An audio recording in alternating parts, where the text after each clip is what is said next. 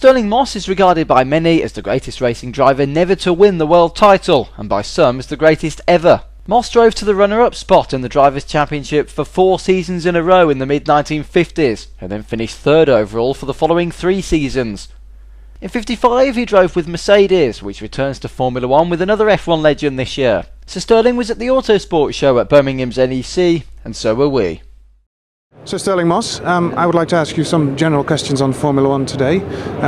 First of all, with the two most recent world champions are British, and after quite some time of starvation, how important is that for Britain?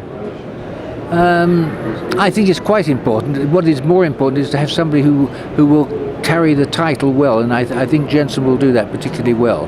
He's approachable, good-looking bloke, and so I think he'll be a worthy world champion. I mean, a world champion is a title, and if you've got somebody carrying it who is good for the sport, and I think he is, I think that's all we could ask for. How do you think he will cope next to Lewis and McLaren? Oh, I said to him, I reckon he's putting his head in Lion's mouth, you know. I mean, Lewis is one of the fastest drivers in the world, that is for sure. He's a racer. I think he's going to have a job, I must say. And I said to him, why do you do it? He said, I like the competition. Well, good luck to him. And you know, I think whatever happens, I think he is good, he carries himself well. And I think next year the regulations could quite well favour him, actually. So let's see. You know, it's very open. I mean, we've got people like Alonso, we don't know the Ferrari, and he's going to be obviously very fast. And Vettel, I think there's quite a lot of people up there who are going to be tough to beat next year. And as a former Mercedes Grand Prix driver, how do you feel about the Mercedes coming back as a full-blown Formula 1 team? Absolutely fantastic. I mean, I can't tell you, Mercedes, when I joined Mercedes was 55, and of course that was the team if you could get into it, and I think it's still like that. I think they're going to take a tremendous amount of beating, quite honestly. I think Michael's come back into the best team there, obviously. Ross Brawn, he knows an awful lot about it. And I would think they'd be very, very competitive, frankly. But they're a great company to race for. They were. I mean, I don't know how it's changed now, but they certainly were. They'd done it all. They knew. I felt that there's so many things that they've done, and I felt if it said to them, look, let's try six-sided wheels or something. So we tried it in 1928, and it vibrated, it didn't work. You know, they know the lot, so it'd obviously be a great help.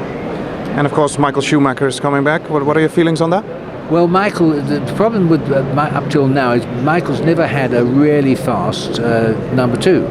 I mean, Rubens is a terrific number 2, and sometimes he even beat him, but he's not what you'd say as fast as Vettel, for instance. So I think it's going to be quite interesting to see. I think he's going to find it a lot more difficult probably than he thinks, although he's not a stupid man, so he must have considered it. I can understand him wanting to come back because it's a wonderful sport. But whether he was wise to do that or not, only time will tell. I have the feeling that back in your days, such a comeback wouldn't really happen, because when you quit driving, you actually quit driving. Is it correct? In my days, when they quit, they're usually dead. That was the trouble. You know, there's so few around. But no, in my era, I can't think of anybody who got out and came back. I mean, later on, Niki Lauda did, of course, but that's much later. I think it's going to be very difficult for him, frankly. There was a lot of talk about the Donington-Silverstone situation. How do you feel about Silverstone being back on the calendar?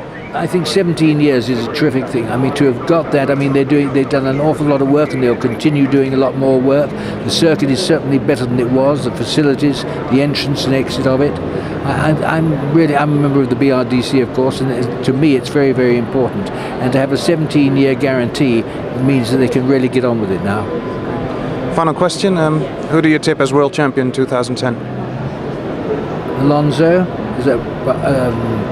We haven't seen the car yet, but I know how quick he is. Vettel maybe. I mean, they've got Adrian Newey there, so that certainly brings him in, and we know how fast he is.